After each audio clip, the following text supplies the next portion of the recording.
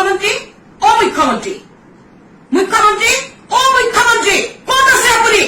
আপোনাক কৈছো হিমন্ত বিশ্ব শৰ্মা অসমৰ মুখ্যমন্ত্ৰী আপুনি, আপোনাক কৈছো শুনক, অকণমান ৰৈ কাম পাতি মই কি কৈছো শুনক।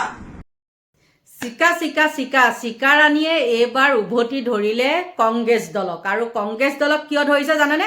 কাৰণ ষড়যন্ত্ৰ কৰি পেলাই কংগ্ৰেছ দলে তেওঁক কি কৰিছে, মানে জেলত ভৰোৱা পৰিকল্পনা কৰি জেলত ভৰাই থৈ দিলে। আৰু এতিয়া তেওঁ খুব চিঞৰি আছে। কিন্তু তেওঁ এটা কথা পাহৰি যাব লাগিছিল নে বাৰু? তেওঁ যি ধৰণে মুখ্যমন্ত্ৰীক প্ৰতিটো পোষ্ট টেগ কৰে, ডাঙৰ পুলিচ অফিচাৰসকলক টেগ কৰে, আমাৰ কি বুলি কয় পীযুষ হাজৰিকাক টেগ কৰে, গতিকে তেওঁলোকৰ ৰক্ষণাবেক্ষণতে তেওঁ ইমান দিনে ঘিলঘিলনি কৰি আছিল।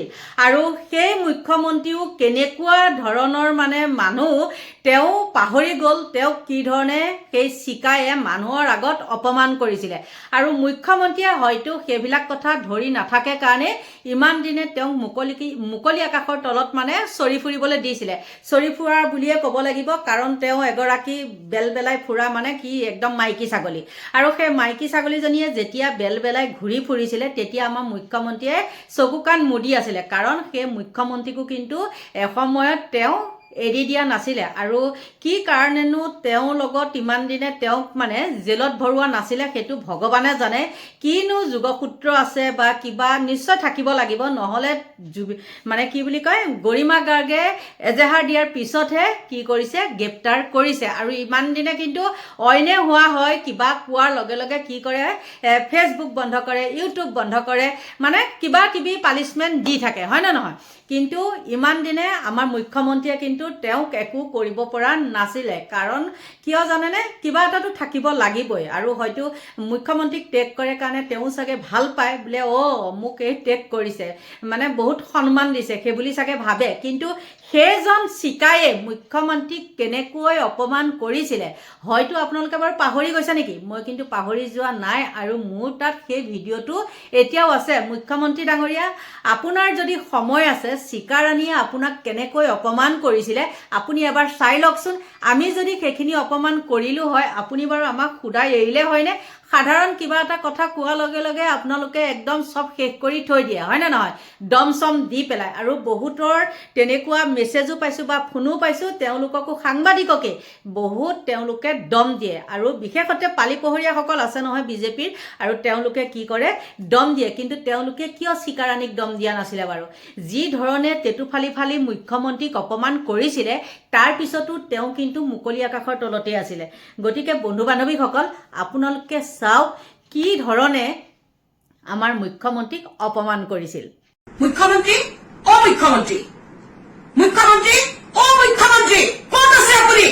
আপোনাক কৈছো হিমন্ত বিশ্ব শৰ্মা অসমৰ মুখ্যমন্ত্ৰী আপুনি, আপোনাক কৈছো শুনক, অকণমান ৰৈ কাম পাতি মই কি কৈছো শুনক। আমি কি দেখিছো এইবোৰ? আপুনিতো কৈছিল যে মুছলমানৰ মাদ্ৰাছাত সন্ত্ৰাসবাদৰ প্ৰশিক্ষণ দিয়া হয়, মুছলমানৰ মাদ্ৰাছাত সৰু ল'ৰাবিলাকক সন্ত্ৰাসবাদী কৰিবৰ কাৰণে অস্ত্ৰ শস্ত্ৰৰ প্ৰশিক্ষণ দিয়া হয়, যুদ্ধৰ প্ৰশিক্ষণ দিয়া হয়। সেইবাবে আপুনি অসমত মাদ্ৰাছা থকাটো নিবিচাৰে। আপুনি এফালৰ পৰা বুলডোজাৰ লগাই মাদ্ৰাছাবিলাক ভাঙি গৈছিল মুখ্যমন্ত্ৰী। আপুনি পাহৰি যোৱা নাই, এতিয়া ইলেকশ্যনৰ সময়ত মুছলমানৰ ভোটৰ লোভত আপুনি মুছলমানক তেল মাৰিলেও আমি পাহৰি যোৱা নাই, আৰু আপুনিও পাহৰি যোৱা নাই যে আপুনি অসমত এফালৰ পৰা পুৰণা মহু মাদ্ৰাছা বুলডোজাৰ লগাই ভাঙি গৈছিল। এতিয়া ক'ত আছে মুখ্যমন্ত্ৰী? ক'ত আছে আপুনি? মঙলদৈৰ বিদ্যালয়ত RSSে যুৱকসকলক অস্ত্ৰ শস্ত্ৰৰ প্ৰশিক্ষণ দিয়া আমি দেখিলো। আজি আমি নিউজত মঙলদৈৰ RSSৰ সদস্যসকলে পকেটত ৰিভলভাৰ ভৰাই আৰ্মি মিলিটাৰীয়ে পিন্ধাৰ দৰে গছৰ পাতৰ দৰে আগবাগ লং পেণ্ট আৰু বগা টি চাৰ্ট পিন্ধি পুলিচৰ সন্মুখেদি ভাৰত মাতাৰ জয়গান গাই অস্ত্ৰ শস্ত্ৰ লৈ বন্দুক লৈ মঙলদৈ ৰাজপথত খোজ কাঢ়িছে। এয়া RSSৰ হৈছে মুখ্যমন্ত্ৰী হিমন্ত বিশ্ব শৰ্মা আপুনিতো সদায় কৈছিল মুছলমান সন্ত্ৰাসবাদীৰ ট্ৰেইনিং দিয়ে মুছলমানে মাদ্ৰাছাত যুদ্ধৰ প্ৰশিক্ষণ দিয়ে এয়া কি মুখ্যমন্ত্ৰী আপোনাৰ আৰএছএছে ভাৰতীয় জনতা পাৰ্টীৰ অন্যতম সংগঠন আৰএছএছে মঙলদৈ সৌখন মঙলদৈৰ বিদ্যালয়ত আৰএছএছৰ অস্ত্ৰৰ প্ৰশিক্ষণ দিলে এতিয়া আপুনি কি কব আমি কওঁ শুনক অস্ত্ৰ শস্ত্ৰ মুকলিভাৱে প্ৰশিক্ষণ দিয়া সংগঠনক নিষিদ্ধ ঘোষণা কৰক মুখ্যমন্ত্ৰী আপুনি কৰবাত যদি আমি হাতত এটা বন্দুক লৈ যাওঁ আপোনাৰ পুলিচে চেকিং কৰিব নে নকৰে অসম পুলিচ আপোনাৰ অসম পুলিচে আজি মঙলদৈৰ ইমানখিনি অস্ত্ৰ শস্ত্ৰ সহিত প্ৰচেছন কৰা লোকক এৰেষ্ট নকৰিলে কিয় মুখ্যমন্ত্ৰী মঙলদৈৰ বিদ্যালয়খনৰ প্ৰধান শিক্ষকে অস্ত্ৰ শস্ত্ৰৰ প্ৰশিক্ষণ দিয়াৰ কেম্প কৰিবলৈ আৰএছএছক অনুমতি কিয় দিলে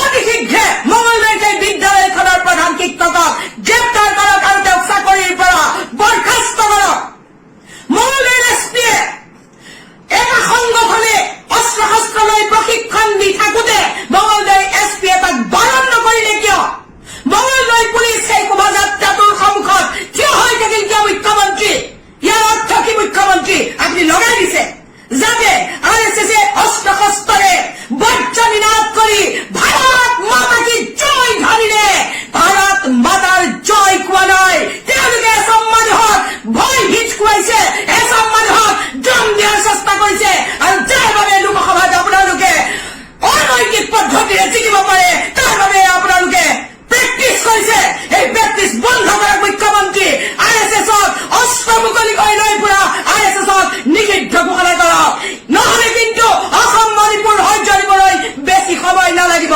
মুখ্যমন্ত্ৰী আপোনাৰ এই চৰণত আমি বহুত সাম্প্ৰদায়িক সংঘৰ্ষৰ উমান পাইছো মুখ্যমন্ত্ৰী আপুনি মোক ফেচবুকত লিখা এটা সামান্য কথাৰ বাবে এমাহ 5 দিন জেলত ভৰাই থলে মোক বেমাৰী কৰি পেলালে মই অসুস্থ কিন্তু আৰএছএছে মুকলিকৈ অস্ত্ৰৰ প্ৰশিক্ষণ দিছে আপুনি নিমাত্ৰ মুখ্যমন্ত্ৰী এই প্ৰশ্নৰ উত্তৰ দিয়ক আপোনাক কোনো কাৰণতে আমি অসমত সাম্প্ৰদায়িক সংঘৰ্ষ হবলৈ নিদিওঁ প্ৰয়োজন হলে আমি নিজে মৰি যাম তথাপিও আপুনি পাৰা জালত আমি কোনো নিৰপৰাধী মানুহৰ মৃত্যু হবলৈ নিদিওঁ অসমত আপুনি যিমানেই চেষ্টা নকৰক সাম্প্ৰদায়িক সংঘৰ্ষ হব নোৱাৰে অসমৰ ৰাইজৰে আহ্বান আৰএছএছৰ এই প্ৰশিক্ষণৰ বিৰুদ্ধে আপোনালোকে মুকলিকৈ প্ৰতিবাদ কৰক নহলে সম্প্ৰীতিৰ অসমত শ্বহীদৰ শাৰী শাৰী লাইন লাগিবলৈ বেছি সময় নাথাকিব অসমৰ সকলোৱে আৰএছএছৰ এই মুকলি অস্ত্ৰ প্ৰশিক্ষণৰ বিৰোধিতা কৰক কেনেকৈ পালে বাৰু আপোনালোকে সেই টেটুফলা চিঞৰকেইটা আৰু এতিয়াও সেই থানাত গৈ পেলাই সেইকেইটা চিঞৰে গতিকে নীলাজৰ লাজ নাই বোলে কেঁকুৰাও মোৰ নাই চিকাৰাণীৰ সঁচাকৈ লাজ নাই এগৰাকী কি বলিয়া ছাগলী পাঠি নহয় মতা হ'লে ভুগুলা ছাগলী কয় নহয়নে আৰু মাইকী হ'লে কি কৰে সেইটো আপোনালোকে নিজে জানে গতিকে আপোনালোকৰ পৰা লৈছোঁ বিদায় বাই বাই